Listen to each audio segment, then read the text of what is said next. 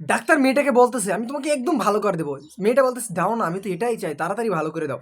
এদিকে মেয়েটার জামাই এসে বলতেছে, "কি হলো? তুমি কি অসুস্থ? ডাক্তার কেন?" তারপর সে বলে যে, "হ্যাঁ, আমার শরীরে একটু খারাপ যাইতেছে, এজন্য ডাক্তার ডাকছি।" তারপর বলে, "আচ্ছা ঠিক আছে, আমার তো সময় হয়ে গেছে, আমি অফিসে যাই।" তারপর ডাক্তার বলতেছে, "ভাইয়া আপনি চিন্তা করেন না, সামান্য একটু সমস্যা হয়ে গেছে, আমি একটু তারে চেকআপ করে দিতেছি, সে ঠিক হয়ে যাবে, ঔষধ লিখা দিছি।" তার ভাই বলতেছে, "আচ্ছা ঠিক আছে, তুমি থাকো, আমি যাই, আমার অফিসের সময় হয়ে গেছে।" তারপর মেয়েটা বলে, "তুমি যেই কাজের জন্য আসছো, সেই কাজটা করো। আমার আর সহ্য হইতেছে না, আমাকে সুস্থ করে দাও।" এবার নিচে ছেলেটা নামে। তারপর সে মনে, মনে ভাবে যে আমার স্ত্রী অসুস্থ, আমি কিভাবে অফিসে যাই?